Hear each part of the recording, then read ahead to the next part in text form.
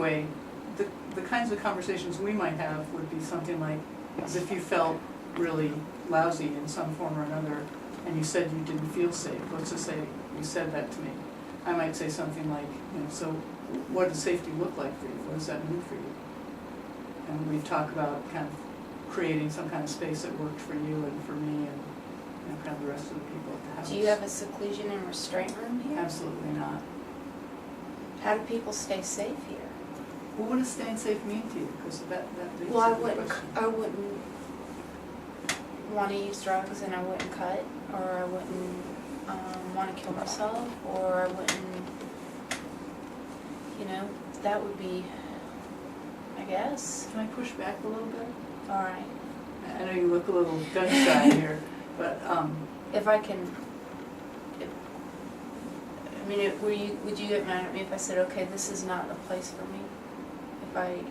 Absolutely not. I mean, hopefully part of this conversation Right. is for us to get to know each other enough to see if it's something that you want to try or not. All right, so you can push. Okay. So when you said, safety to me is not cutting and not overdosing on meds, or I forget exactly what you said, but safety. Yeah, they gave me a lot of really good education in my groups about mental illness symptoms and how to stay safe. And they get really upset when I don't use what they taught me. And so they said that if I'm feeling unsafe, I need to go to the hospital. And so now they're saying, maybe you don't need to go to the hospital, maybe you can go to this place. And so safety is like doing what they said in order to tell them and show them that I really am serious about doing the right thing. Doing the right thing by their definition. Yeah. So have you ever had a time in your life where you just sort of felt safe with somebody? What did that mean to you when you had, a person or a situation that just felt safe? Oh,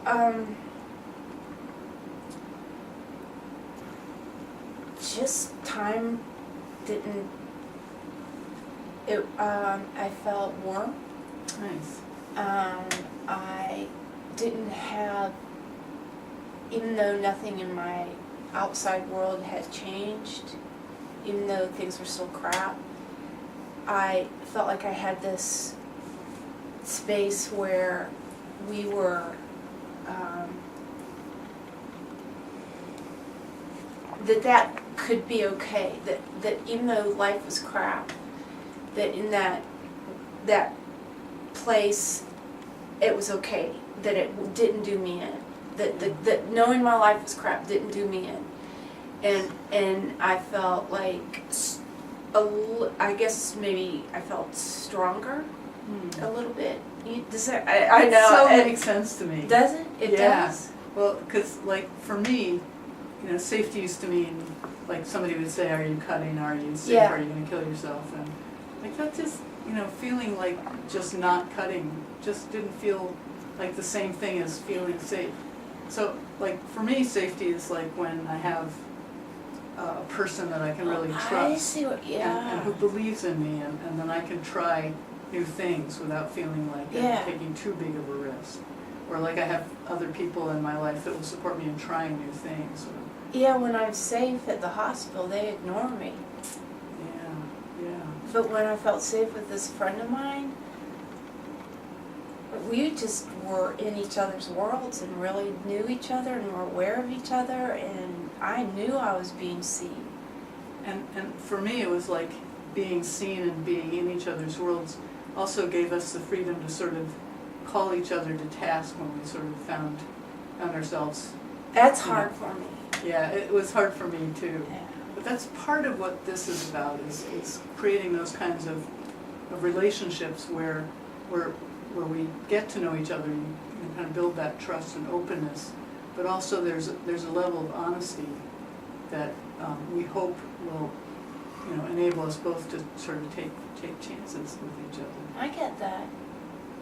It sounds like you've had a bit of that, but that it's scary for you. Yeah, I've had it.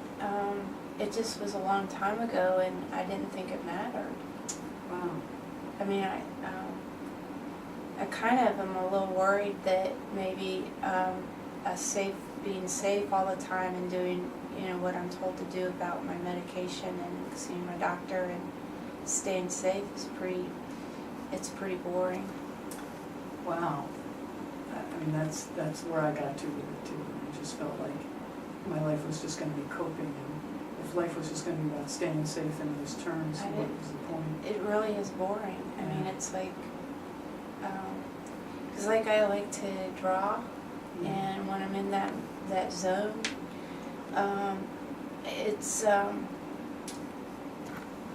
I write an edge, and I need that in order to do my drawing, and they told me that edge is too dangerous for me, and that I need to not, and